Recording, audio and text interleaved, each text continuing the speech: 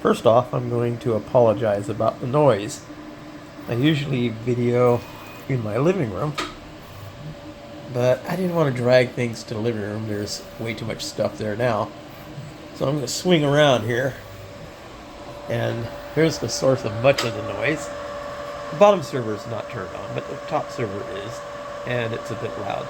Though the bottom server is louder, which is why it's not turned on. I use that server on occasion to back up the data on the top server. I'm printing scope covers for a friend of mine at a PLA. There's 2 samples there. It's going to be 2 halves. It's too big to fit on my printer, so I have to do it in halves. There's my Prusa Mark 3.9 doing the 2 halves vertically because I wasn't getting bed adhesion that I thought was satisfactory. I had some curling on one of the edges, so we're going to do vertical. It's taking a lot longer to print this way, but I think the results are going to be better.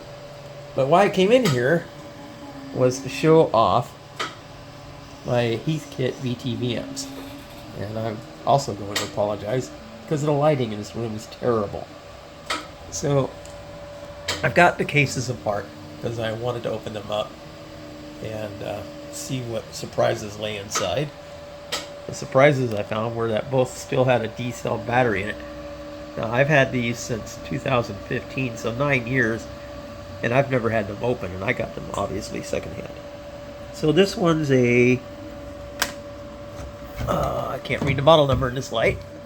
This one's an IM13, and this one is an IM5228. There you go. I'm going to start with the IM13. I'm going to have to restore these if I want to use them, which I'm going to do. I found a seller on eBay that sells probes that will work with this. And this one looks really good. There's a vacuum tube that I tested with my repaired vacuum tube tester. And there's the other vacuum tube down there. Honestly, I don't recall what they're called. I'd have to look them up and see what they're for. But I expect rectification. The negative terminal for the battery is in good shape. The battery had leaked, but only around its sides, and nothing got on the terminal.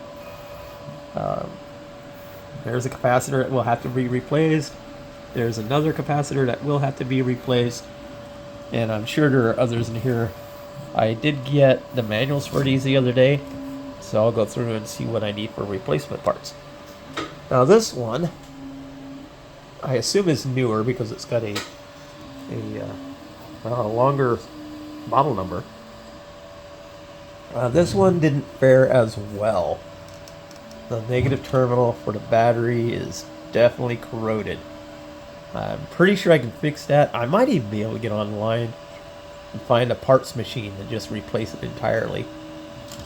Also on this one, the vacuum tubes have been replaced with modern equivalents. Well, modern at the time equivalents.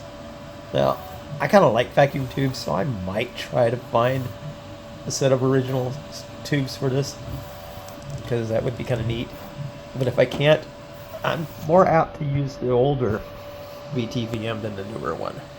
For one thing, I think the meter movement's just ever so slightly more cool. It's got that neat taper to it. It's not just a rectangle. And I kind of dig that. Also, I like the color scheme. Although, to be fair, this one's easier to read, way easier to read.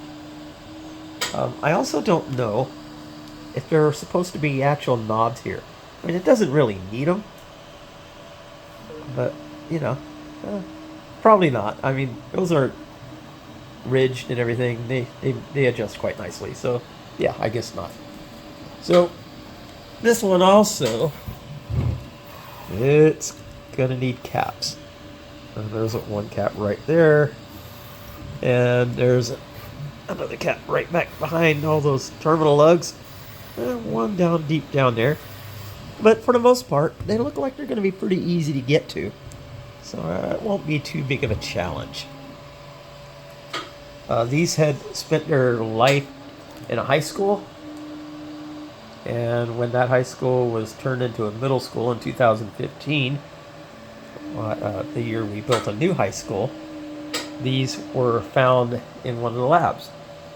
And I'd worked at the district since '97, and in the time I'd been there had not been an electronics engineering class. So these had sat unused for a considerable amount of time.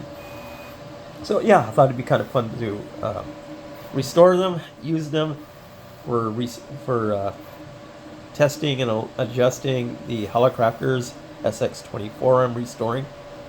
I thought it'd just be kind of classic